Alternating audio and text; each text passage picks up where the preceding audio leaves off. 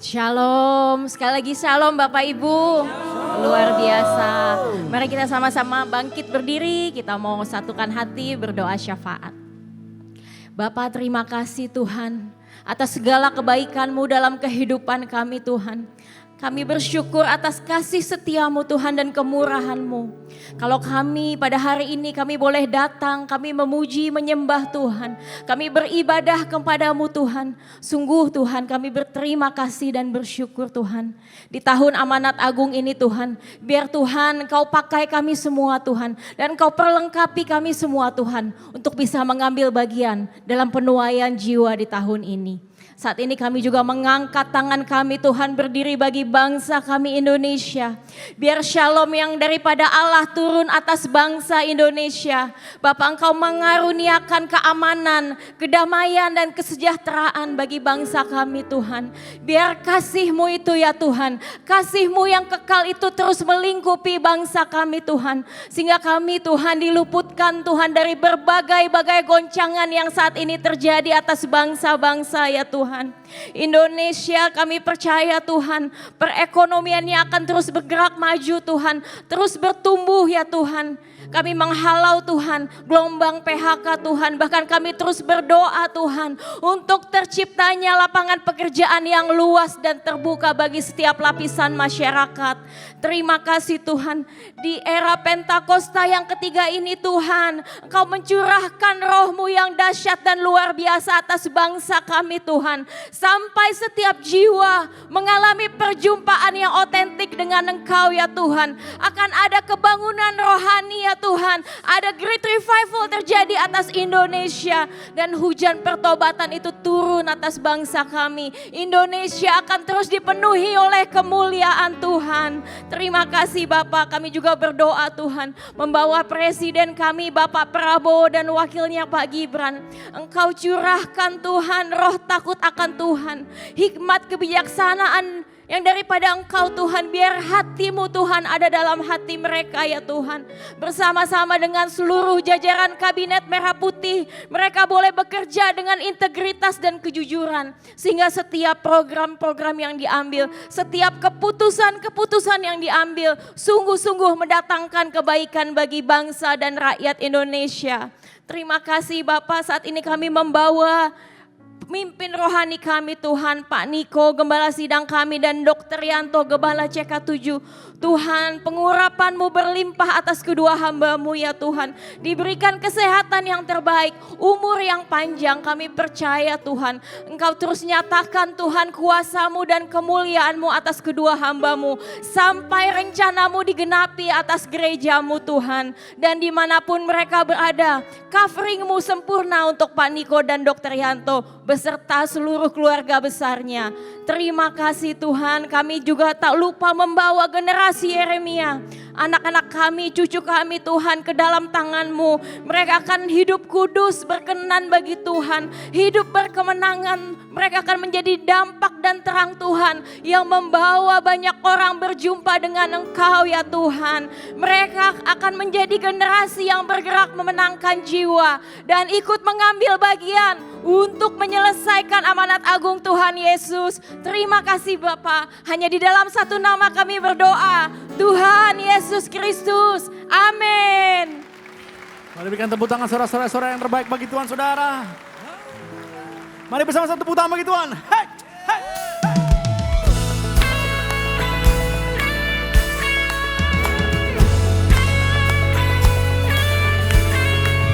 Ini setiap kami di rumah Tuhan, kami siap bersorak sebab kami percaya kami punya Allah yang dahsyat.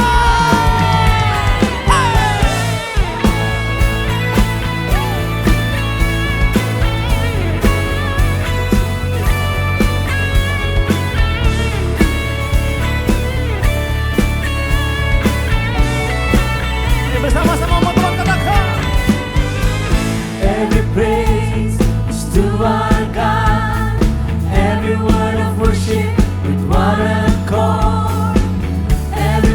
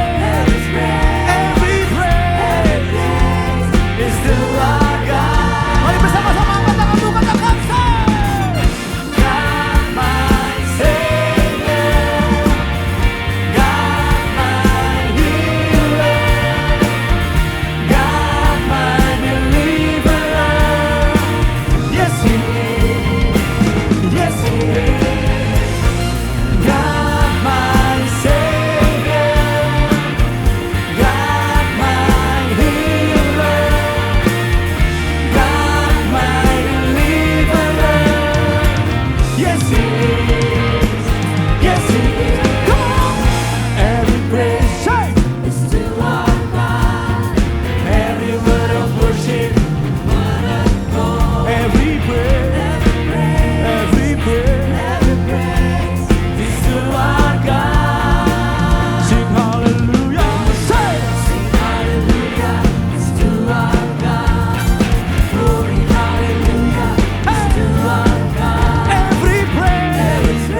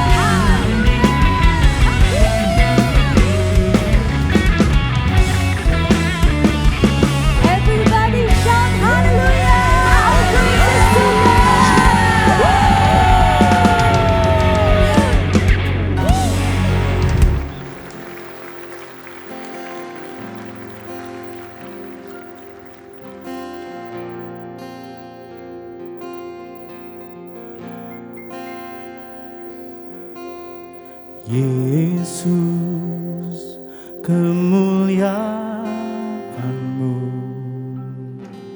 pulihkan hatiku. Yesus, kemuliaan-Mu berkati hidupku. Katakan Yesus, kemuliaan-Mu. Yesus, kemuliaan-Mu pulihkan hatiku. Yesus, kemuliaan-Mu berkati hidupku. Dengan segala pujian kami Tuhan, segala pujian syukur bagi-Mu. Kau hadir dalam hidupku. Kini ku datang sujud di hadapan-Mu, memuji-Mu, menyembah-Mu. Yesus, ku menyembah-Mu. Boleh sekali berikan tepuk tangan saudara-saudara bagi Tuhan yang dahsyat, saudara. Makasih Tuhan. Makasih.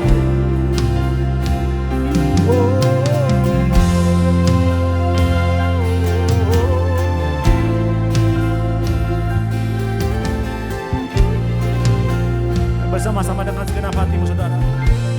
Mari bersama-sama katakan, Yesus, kemuliaan-Mu pulihkan hatiku. Yesus, kemuliaan-Mu berkati hidupku. Nyatakan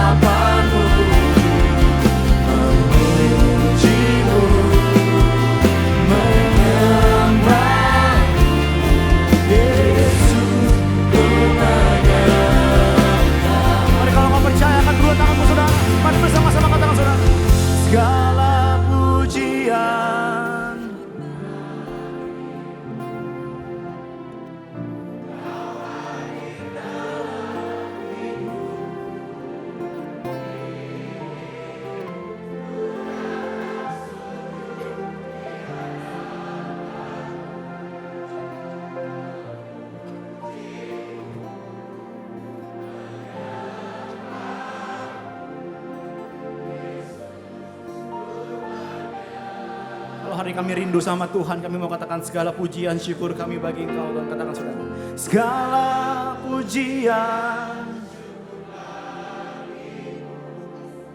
Yes.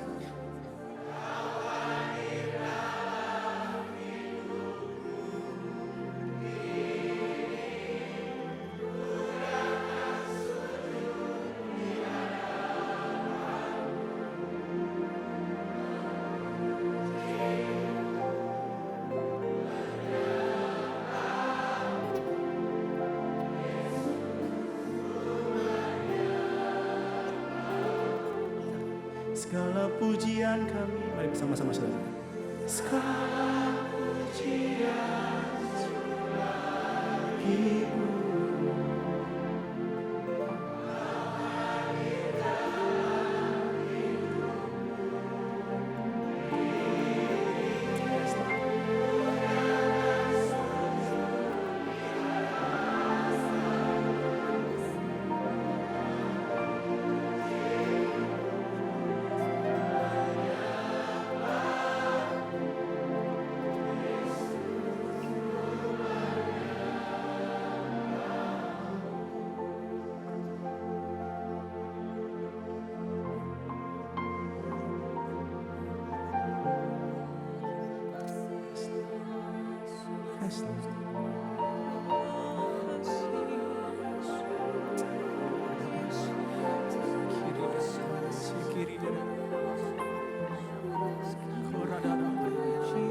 Roh Kudus bekerjalah di tempat ini.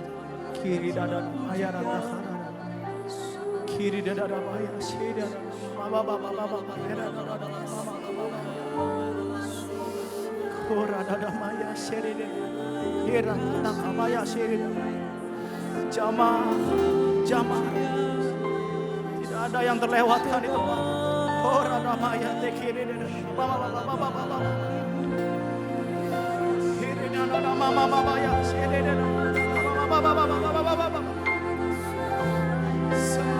sembah Tuhan.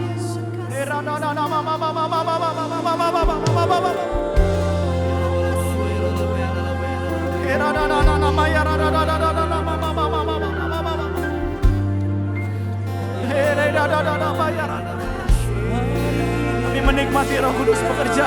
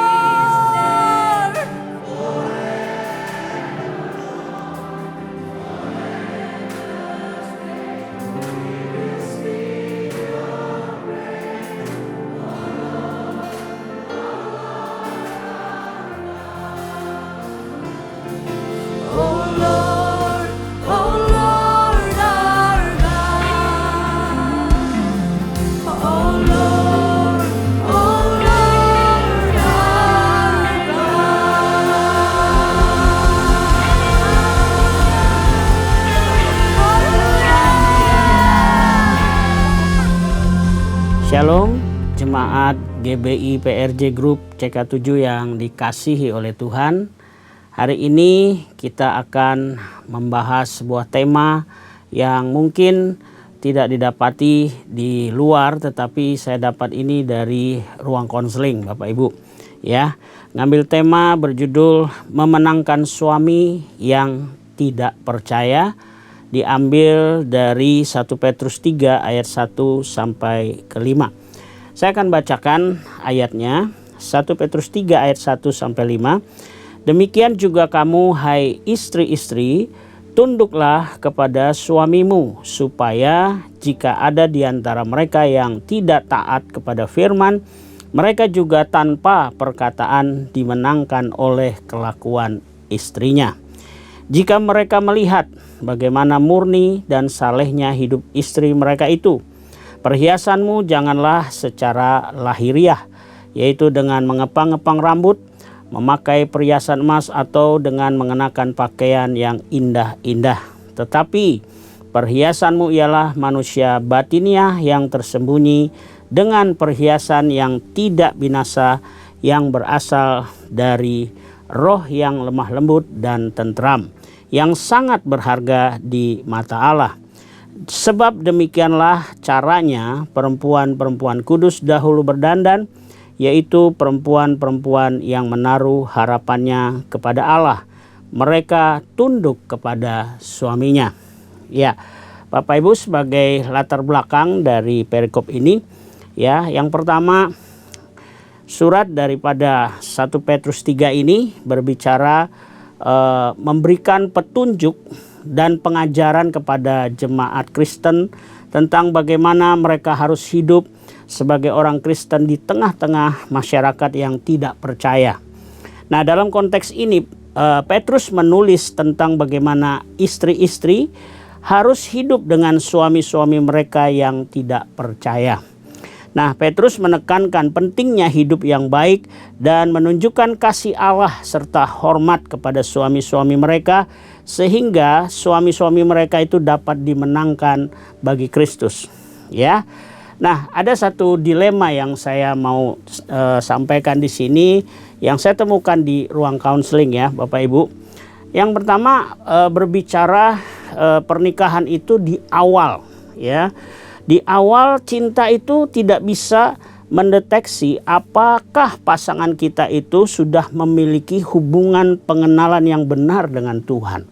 Ya, kalau orang sudah jatuh cinta, ya, terutama yang wanita, ya udah main perasaan, wah kayaknya ini cocok gitu ya. Kayaknya ini bisa membawa saya kepada kebahagiaan orang ini gitu ya. Tetapi tidak bisa mendeteksi betapa dalamnya hubungan dia dengan Tuhan, ya, hanya melihat dari sisi cocok nggak cocok begitu, ya.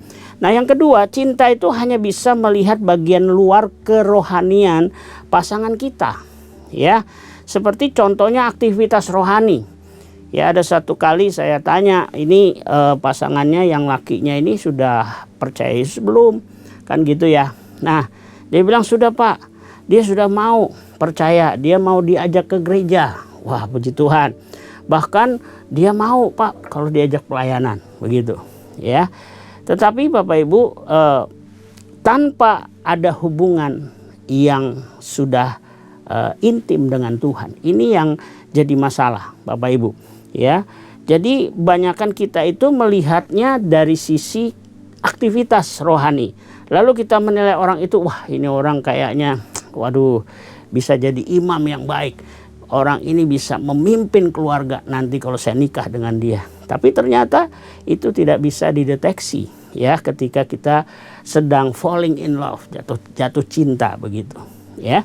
Nah, yang kedua, ketika menikah barulah kelihatan seberapa dalam sebenarnya hubungan dia dengan Tuhan. Dan terlihat juga bagaimana ketaatannya kepada firman Tuhan. Saya melihat dalam konflik suami istri, ya, banyak sekali ketika kita menyampaikan sebuah pesan firman, ada penolakan, ya. Penolakan ini tentu akibat dari tidak ada hubungannya dengan Tuhan, ya. Jadi dia tidak punya hubungan dengan Tuhan, belum mengerti firman, sehingga dia tidak percaya kepada firman itu. Nah, ini yang seringkali konflik itu jadi panjang. Kenapa? Karena kita mau menuntun dengan firman, tetapi dia tidak percaya kepada firman. Ya, nah karena itu Bapak Ibu, saya kasih note di sini. Ya, bagi muda-mudi, adik-adik yang mau menikah, apalagi ya, coba tolong ini diperhatikan. Menikah dengan orang yang Kristen dalam tanda kutip, ya, sudah ke gereja, ya, sudah punya aktivitas, rajin gereja, ya, rajin mungkin pelayanan bahkan, ya, tetapi belum tentu dia percaya dan mau taat kepada firman Tuhan. Ya, karena itu hari ini inilah dilema sebenarnya, ya, yang menjadi beban sebenarnya buat kami sebagai konselor di dalam pernikahan, ya, dalam pranikah. Ya, karena itu hari ini ayo kita diingatkan tentang hal ini, ya. Nah, ada kunci untuk bisa memenangkan suami ketika kita sudah menikah, ya. Dari 1 Petrus 3 ini ada paling tidak 3 hal yang kita bisa belajar, Bapak Ibu. Yang pertama, Alkitab mengajarkan di dalam 1 Petrus 3 ayat 1 dan 2 di sini, demikian juga kamu hai istri-istri, tunduklah kepada suamimu, supaya jika ada di antara mereka yang tidak taat kepada firman, mereka juga tanpa perkataan dimenangkan oleh kelakuan istrinya, jika mereka melihat bagaimana murni dan salehnya hidup istri mereka itu. Nah, apa poin di sini Bapak Ibu? Yang pertama, bahwa kalau kita mau memenangkan suami yang belum percaya ataupun yang tidak percaya, ya, tetap penundukan itu perlu, ya. Jadi tunduk itu tanpa perkataan. Ya, artinya gini, kita harus menunjukkan kasih Kristus kepada suami kita dengan tindakan kita. Dengan kita tetap tunduk kepada dia, ya. Bukan dengan kata-kata. Karena laki-laki itu kalau diomongin, kasih kata-kata banyak, dia malah bukan mau mendengar, tapi dia merasa dia sangat terganggu dengan itu, bahkan dia bisa marah gitu, ya. Karena itu Alkitab mengajar kita bahwa kalau kita mau supaya suami-suami, ya, yang tidak tunduk bahkan tidak taat kepada firman, kita harus jadi teladan, menunjukkan tindakan penundukan itu di dalam tindakan yang nyata, ya. Jadi kasih Allah itu kita nyatakan dalam penundukan kita kepada suami, ya. Jadi istri, ayo di sini kita belajar. Kita harus tetap tunduk tanpa perkataan. Nah, ada seorang doktor teologi, ya, namanya Dr. Gary Chapman. Dia mengutip begini, mengatakan bahwa kasih yang sejati tidak hanya berbicara, tetapi juga bertindak, ya. Jadi Bapak Ibu, tindakan itu, ya, berbicara lebih keras sebenarnya daripada kita berbicara, ya. Jadi dengan tindakan, dengan satu ketaatan untuk kita tunduk kepada suami, itu akan membuat suami-suami kita melihat bahwa kita ini seorang istri yang benar-benar takut akan Tuhan, ya.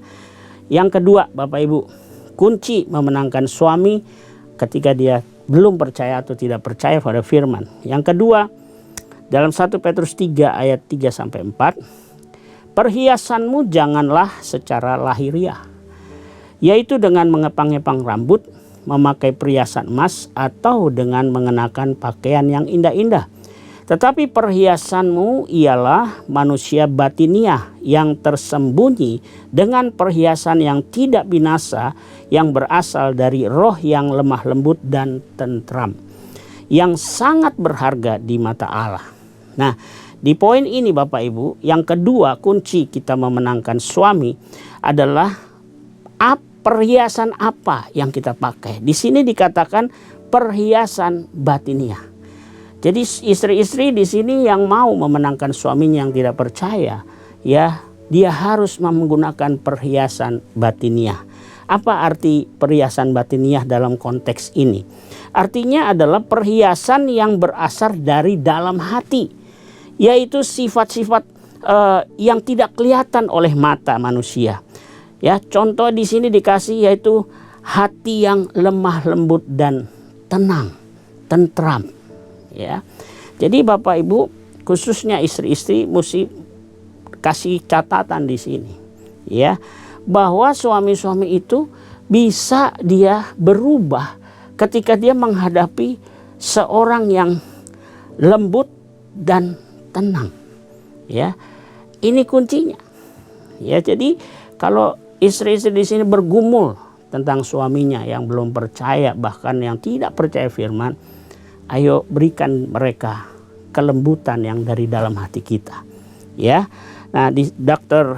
John Piper, ya, seorang dokter teologi juga di sini memberikan komen, ya, mengatakan kekuatan sejati bukanlah pada penampilan luar, tetapi pada hati yang lembut dan tenang.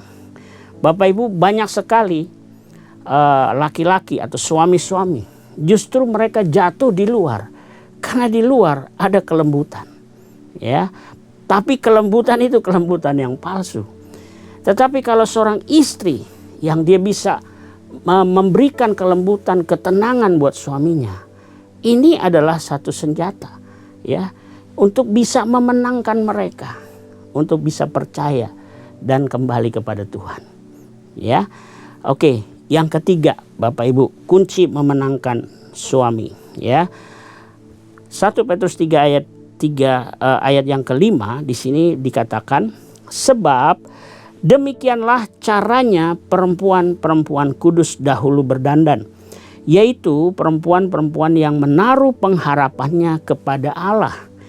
Mereka tunduk kepada suaminya. Ya. Yang ketiga di sini kuncinya adalah dikatakan kita harus menaruh pengharapan pada Tuhan. Ya. Nah, artinya begini Bapak Ibu. Untuk memenangkan suami kita harus ingat, bukan kekuatan kita, bukan karena kehebatan kita, ya. Tetapi kalau kita mau menangkan suami, kita harus benar-benar menaruh pengharapan penuh kepada Tuhan. Kenapa? Karena hanya Tuhan yang punya kuasa untuk menyelamatkan dan memenangkan jiwa suami kita. Ya. Karena itu istri-istri harus menaruh pengharapan penuh kepada Tuhan. Dalam Kisah Rasul 4 ayat 12 jelas dikatakan di sini, dan keselamatan tidak ada di dalam siapapun juga selain di dalam Dia. Sebab di bawah kolong langit ini tidak ada nama lain yang diberikan kepada manusia yang olehnya kita dapat diselamatkan. Jadi Bapak Ibu, khususnya istri-istri yang masih bergumul dengan suaminya yang tidak taat kepada firman, saya mau kasih nasihat sesuai dengan firman hari ini, ya, bahwa taruhlah pengharapan kita kepada Tuhan, ya, sebab bukan kekuatan kita, tetapi Tuhan yang bisa jamah hatinya, Tuhan yang bisa jamah hati suami, melembutkannya, bahkan membuat dia bertobat kembali kepada Tuhan. Karena itu hari ini ayo istri-istri belajar menaruh percaya. Pengharapan kita itu hanya kepada Tuhan. Karena waktunya Tuhan, ya, timingnya Tuhan, pasti suami kita akan diselamatkan oleh Tuhan. Karena itu jangan berkecil hati, jangan berputus asa. Karena masih ada Tuhan dan kita percaya bahwa kuasa Tuhan itu sanggup untuk bisa menyelamatkan, bahkan membawa suami kita kembali kepada Tuhan. Ya, ayo istri-istri taruh pengharapanmu kepada Tuhan.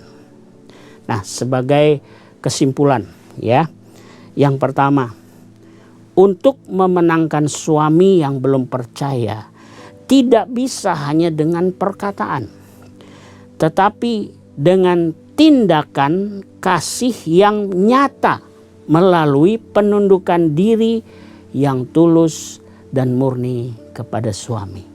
Ya. Yang kedua, senjata yang ampuh memenangkan hati suami adalah dengan kekuatan dari dalam, yaitu hati yang sudah dipenuhi sifat-sifat Allah Roh Kudus yang lembut dan tentram. Yang ketiga, yang terakhir, untuk tunduk kepada suami yang tidak percaya, istri harus menaruh pengharapan yang penuh kepada kuasa Tuhan. Ya, jadi hari ini kita belajar.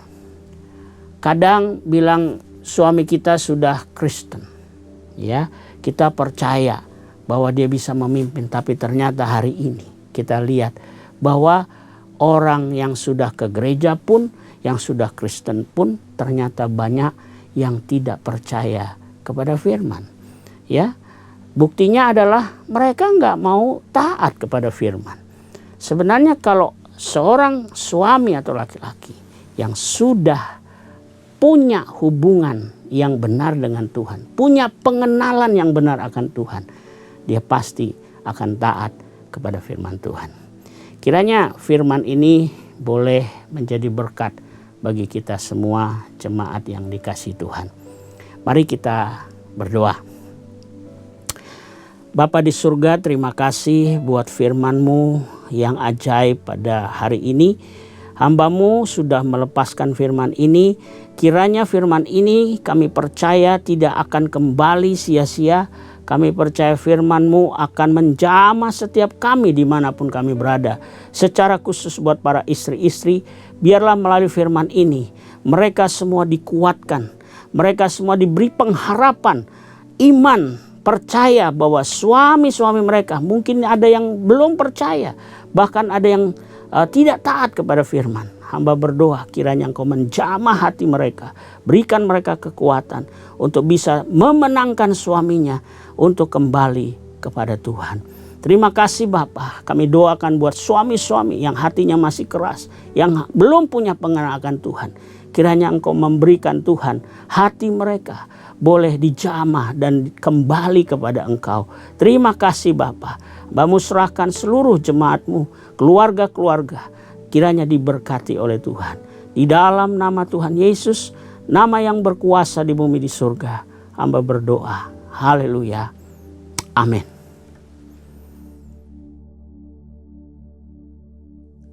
Mari kita akan masuk dalam perjamuan kudus. Kita akan mengingat ayat ini. Sebab setiap kali kamu makan roti ini dan minum cawan ini, kamu memberitakan kematian Tuhan sampai Ia datang. Perjamuan kudus adalah perjamuan Tuhan Yesus sendiri. Setiap kali kita masuk dalam perjamuan kudus, Tuhan Yesus selalu berkata, biarlah ini menjadi peringatan akan aku. Karena itu mari tundukkan kepala. Arahkan hati kita kepada kebaikan Tuhan. Supaya kita lebih mengasihi Tuhan Yesus. Kita lebih mengasihi satu dengan yang lain. Bapa, siapa kami sebelum kami mengenal Engkau? Kami semua orang berdosa. Upah dosa adalah maut, mati. Tapi Engkau yang tidak berdosa telah dijadikan dosa oleh karena kami. Engkau harus turun dari sorga mulia. Mati ganti kami dengan penderitaan yang luar biasa. Sungguh kalau kamu pikirkan betapa baiknya Engkau ya Aba. Itu Engkau ya Aba. Engkau jadikan kami sebagai anak-anak-Mu. Engkau berkati, Engkau tuntun, Engkau bela, Engkau lindungi kami. Engkau tegur juga kalau kami salah. Ya Bapa, terima kasih. Hari ini Engkau akan memberkati kami melalui perjamuan kudus. Tuhan Yesus akan memberkati kita melalui perjamuan kudus ini. Tapi Tuhan mau kita makan dan minum dengan cara yang benar. Karena itu sekarang masing-masing introspeksi. Lihat keadaan dirimu masing-masing. Jangan menyimpan dosa. Kalau ada dosa yang Tuhan ingatkan, kita harus selesaikan. Langsung minta ampun. Ampuni saya Tuhan. Ampuni Tuhan, ampuni. Bapa, Kau melihat anak-anak-Mu yang sedang menyelesaikan segala sesuatunya dengan Tuhan. Layak akan kami untuk masuk dalam perjamuan kudus. Yesus, kami akan masuk dalam perjamuan kudus dengan hati dan ucapan syukur. Dalam nama Yesus kami berdoa. Amin. Mari. Angkat roti di tangan kanan kita tinggi-tinggi. Sebab apa yang telah kuteruskan kepadamu telah aku terima dari Tuhan. Yaitu bahwa Tuhan Yesus pada malam waktu diserahkan mengambil roti. Dan sesudah itu yang mengucap syukur atasnya. Ia memecah-mecahkannya dan berkata, inilah tubuhku yang diserahkan bagi kamu. perbuatlah ini menjadi peringatan akan aku. Sudah dikasih Tuhan, bukankah roti yang kita pecah-pecahkan ini adalah persekutuan kita dengan tubuh Kristus? Mari kita makan dalam nama Yesus.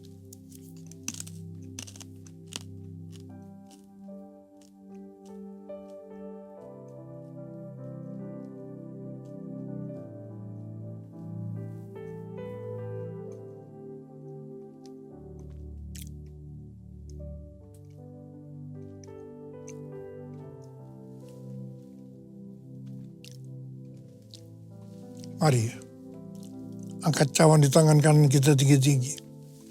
Demikian juga ia mengambil cawan sesudah makan lalu berkata, cawan ini adalah perjanjian baru yang dimeteraikan oleh darahku. Perbuatlah ini setiap kali kamu meminumnya menjadi peringatan akan aku.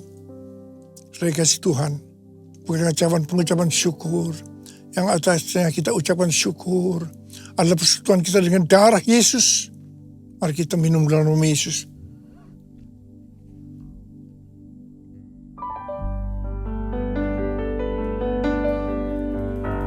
Ucapkan syukur dan terima kasih dengan suara. Jangan diam. Terima kasih Tuhan. Terima kasih Tuhan. Terima kasih ya Tuhan. Terima kasih ya Tuhan. Bala. Tuhan terima kasih. Saat ini kau sedang menyembuhkan yang sakit. Kau sedang membebaskan yang terikat. Menghibur yang susah. Menguatkan yang lemah. Memberikan pengharapan yang baru bagi yang datang dari keadaan putus pengharapan. Bapa terima kasih. Terima kasih Bapa buat kebaikan. Terima kasih. Terima kasih Yesusku. Terima kasih Yesusku. Puji syukur hanya bagi Tuhanku. Terima kasih Yesusku, terima kasih Yesusku. Puji syukur hanya bagi Tuhanku. Terima kasih Tuhan. Terima kasih Yesusku. Terima kasih Yesusku. Puji syukur hanya bagi Tuhanku. Terima kasih Yesusku. Terima kasih Yesusku. Puji syukur hanya bagi Tuhanku. Puji syukur hanya bagi Tuhanku.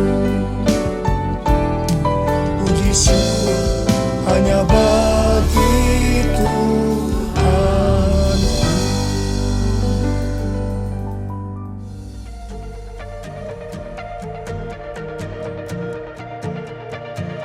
Shalom.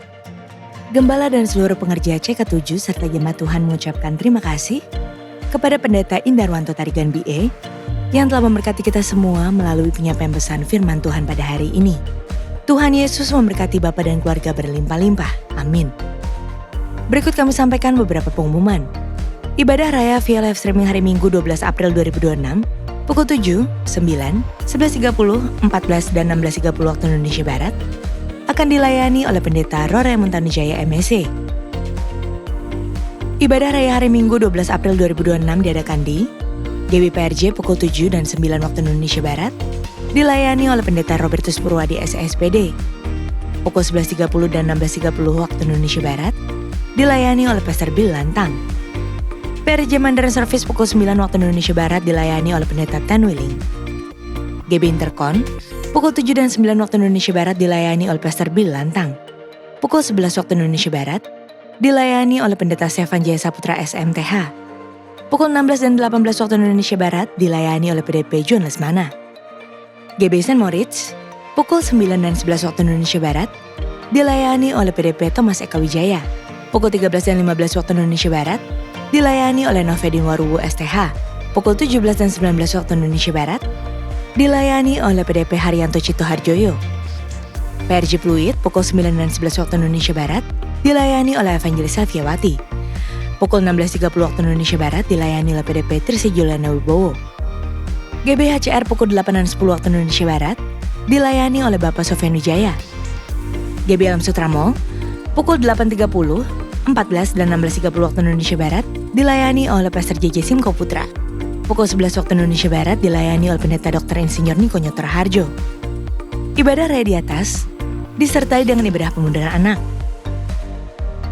Ibadah tayang ulang atau rerun yang dilakukan secara onsite untuk ibadah Monday Service dan 2PM yang profesional and couple service dapat diikuti melalui YouTube channel GBPRJ CK7. Untuk persembahan umum atau kolekte, perpuluhan jemaat, ucapan syukur dan lain-lain dapat dilakukan melalui e-banking, mobile banking, ATM, maupun online di website rekening persembahan CK7, BCA Cabang Tamrin, dengan nomor account 20633382222 atas nama GBPRJ. Tidak ada makanan tunggal yang dapat menghentikan sepenuhnya sel kanker.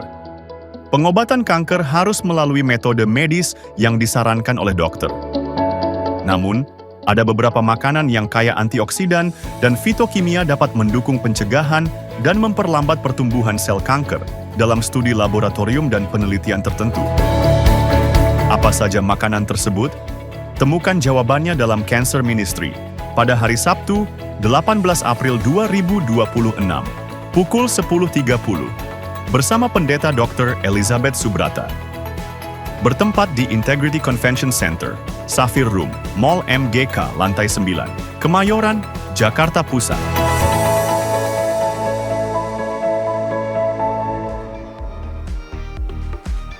BPA CK7 akan mengadakan Kids Camp, GC dan Youth Camp, serta 316 Youth English Ministry Camp. Untuk itu, kami menghimbau para orang tua dan anak-anak dapat mendaftarkan diri via Maps dan Webs, atau dapat langsung ke panitia sesuai bidang-bidang yang ada di ibadah onsite.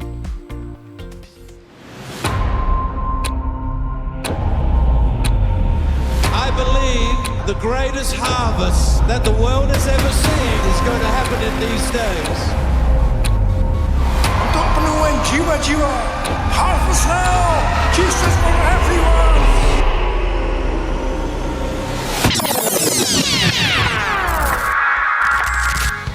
Di atas pujian umatnya, Tuhan bersemayam.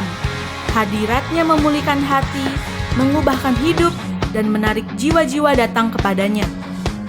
3 Juli 2026, satu malam, satu suara, satu hati yang datang menyembah Tuhan. Planet Shakers bersama Pastor Russell Evans kembali hadir di Indonesia SICC Sentul. Registrasi tiket dibuka 7 April 2026 pukul 12 siang melalui website resmi kami di gbigatsu.id. Set remindermu dan jangan sampai terlewat. Hello Indonesia!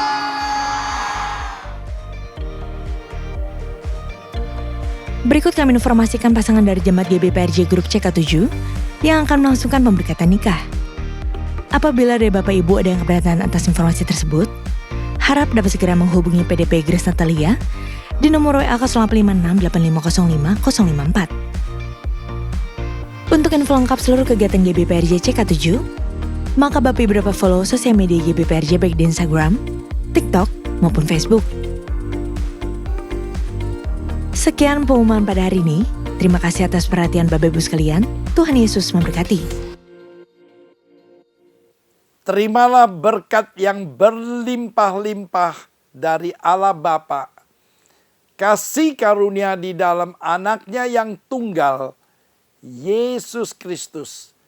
Persekutuan yang manis dengan Roh Kudus menyertai kita mulai saat ini, sampai Tuhan Yesus datang untuk kedua kalinya, menjemput kita di awan-awan yang permai, bahkan untuk selama-lamanya.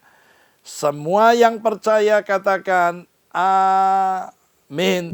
Shalom saudara, tahukah kalian bahwa data Kementerian Pemberdayaan Perempuan dan Perlindungan Anak menunjukkan bahwa hampir 60% kasus kekerasan menimpa perempuan dan anak terjadi di rumah. Kekerasan psikologis, finansial, dan fisik dalam keluarga meninggalkan trauma yang berdampak sampai ke generasi berikutnya. Rumah yang seharusnya menjadi tempat perlindungan justru sering berubah menjadi tempat luka terdalam.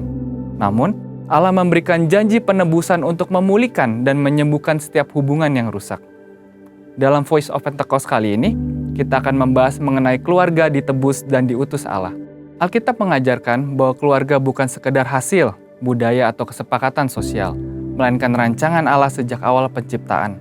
Sejak manusia diciptakan, Allah menetapkan pernikahan dan keluarga sebagai tempat manusia hidup dalam relasi, menjalankan tanggung jawab pengelola ciptaan, membangun keturunan dan taat kepadanya.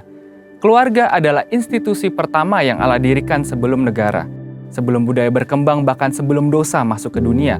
Karena itu, keluarga adalah ruang penting tempat kehendak Allah dinyatakan dan diwariskan dari generasi ke generasi. Namun, sejak manusia jatuh ke dalam dosa, tidak hanya hubungan manusia dengan Allah yang terputus, tetapi relasi antar manusia, termasuk di dalam keluarga, menjadi rusak. Dosa tidak hanya merusak individu, tetapi menciptakan pola kerusakan yang berulang dari generasi ke generasi. Namun, Allah tidak membiarkan keadaan ini. Sejak awal Ia sudah merancang keselamatan. Dalam Kejadian 3 ayat 15, Allah menjanjikan kemenangan atas dosa, dan rencana keselamatan itu akan digenapi melalui garis keturunan manusia, yaitu melalui keluarga. Ketika Yesus datang melalui silsilah keluarga yang nyata, bahkan keluarga yang tidak sempurna, Yesus lahir bukan di istana, tetapi di dalam keluarga sederhana Yusuf dan Maria. Ini menunjukkan bahwa Allah bekerja melalui keluarga untuk menggenapi janjinya dan menyatakan kasih-Nya. Allah memilih keluarga bukan karena mereka sempurna, secara moral, stabil, atau memiliki reputasi baik, tetapi semata-mata karena anugerah dan kedaulatannya. Dari kisah Rahab dan Rut menunjukkan bahwa iman kepada Tuhan membuat mereka dipulihkan, bahkan dipakai dalam rencana keselamatan hingga masuk dalam silsilah Yesus. Ini menegaskan bahwa Allah tidak menunggu keluarga menjadi baik untuk dipakai. Ia memilih lalu memulihkan. Namun, keluarga bukanlah sumber keselamatan, hanya Kristus yang menyelamatkan. Keluarga hanyalah wadah tempat keselamatan itu dinyatakan. Penebusan Kristus tidak membuat keluarga langsung sempurna, tetapi memberi arah dan kuasa baru melalui Roh Kudus untuk hidup dalam kasih, pengampunan, dan ketaatan. Karena itu, keluarga yang ditebus bukan keluarga tanpa masalah, melainkan keluarga yang setiap hari hidup di dalam salib, terus belajar bertobat, mengampuni, dan saling mengasihi dengan rela berkorban. Dalam perspektif Pentakostal, keluarga bukan hanya dipulihkan oleh keselamatan, tetapi juga diperlengkapi dan diutus untuk melayani dengan kuasa Roh Kudus. Keselamatan yang diterima tidak berhenti pada diri sendiri, melainkan keluarga menjadi saluran berkat bagi orang lain. Dalam Perjanjian Baru, keluarga orang percaya dipanggil menjadi saksi Kristus melalui kehidupan sehari-hari dengan menghadirkan nilai kerajaan Allah dalam hal-hal sederhana. Di rumah, saat menyelesaikan konflik, mendidik anak, dan berelasi dengan masyarakat. Panggilan ilahi keluarga ini dapat dimulai dari praktik-praktik nyata sebagai berikut. Yang pertama, keluarga Kristen dipanggil untuk menempatkan Kristus sebagai pusat kehidupan, sehingga setiap anggota hidup dalam kebenaran dan pimpinan Roh Kudus. Yang kedua, melihat keluarga bukan sekedar status sosial, tetapi panggilan rohani tempat iman, kasih, kuasa, dan tanggung jawab dijalani mulai dari rumah. Yang ketiga, keluarga juga perlu jujur mengakui adanya dosa dan luka, lalu membawanya kepada Kristus untuk dipulihkan. Keempat, membangun disiplin rohani seperti doa bersama, membaca firman, dan komunikasi yang terbuka. Keluarga dibangun semakin kuat. Kelima, menjadikan keluarga sebagai alat kesaksian bagi dunia, bukan karena sempurna, tetapi karena kehidupan yang dipenuhi oleh Roh Kudus. Keluarga bukanlah tujuan akhir, melainkan bagian dari rencana besar Allah. Allah menciptakan keluarga, dosa merusaknya. Kristus menebus, memulihkan, dan memperlengkapinya dengan kuasa Roh Kudus untuk siap diutus. Melalui keluarga-keluarga yang telah ditebus, meski tidak sempurna, Allah terus mengerjakan misi keselamatannya di dunia. Karena itu, keluarga Kristen dipanggil bukan hanya untuk diselamatkan, tetapi untuk hidup sebagai saksi Kristus dan menyatakan kemuliaan Allah dari generasi ke generasi. Saudara, untuk penjelasan lebih lengkapnya dari tim teologi kami, silakan buka link yang ada di atas atau scan QR Code yang tersedia. Tuhan Yesus memberkati.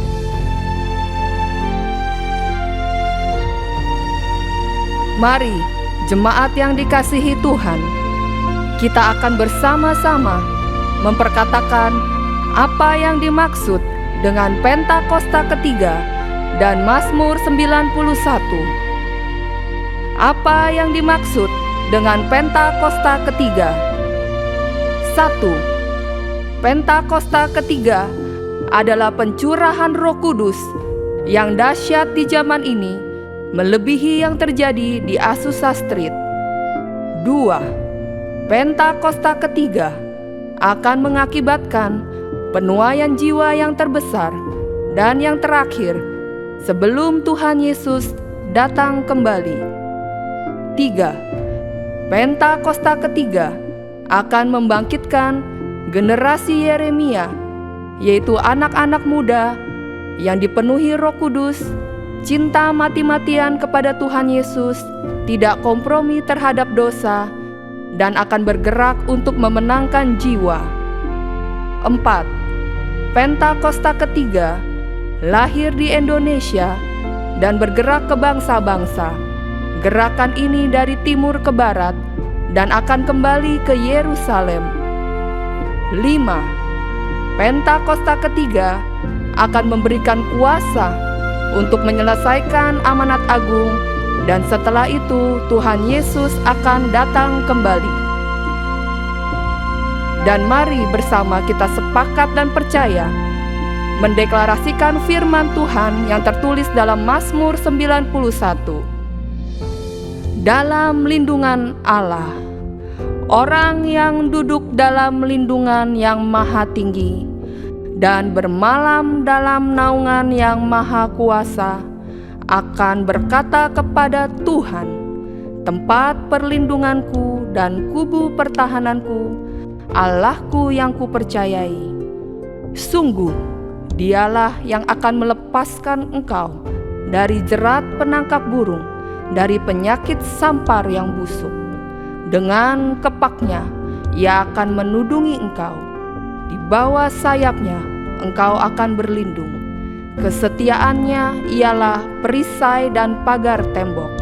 Engkau tak usah takut terhadap kedahsyatan malam, terhadap panah yang terbang di waktu siang, terhadap penyakit sampar yang berjalan di dalam gelap, terhadap penyakit menular yang mengamuk di waktu petang. Walau 1.000 orang rebah di sisimu dan 10.000 di sebelah kananmu, tetapi itu tidak akan menimpamu. Engkau hanya menontonnya dengan matamu sendiri dan melihat pembalasan terhadap orang-orang fasik. Sebab Tuhan ialah tempat perlindunganmu, yang maha tinggi telah kau buat tempat perteduhanmu. Malapetaka tidak akan menimpa kamu, dan tulah tidak akan mendekat kepada kemahmu. Sebab malaikat-malaikatnya akan diperintahkannya kepadamu untuk menjaga engkau di segala jalanmu. Mereka akan menatang engkau di atas tangannya, supaya kakimu jangan terantuk kepada batu. Singa dan ular tedung akan kau langkahi. Engkau akan menginjak anak singa dan ular naga. Sungguh, hatinya melekat kepadaku, maka aku akan meluputkannya. Aku akan membentenginya, sebab ia mengenal namaku. Bila ia berseru kepadaku, aku akan menjawab. Aku akan menyertai dia dalam kesesakan. Aku akan meluputkannya dan memuliakannya. Dengan panjang umur akan kukenyangkan dia, dan akan kuperlihatkan kepadanya keselamatan daripadaku. Haleluya!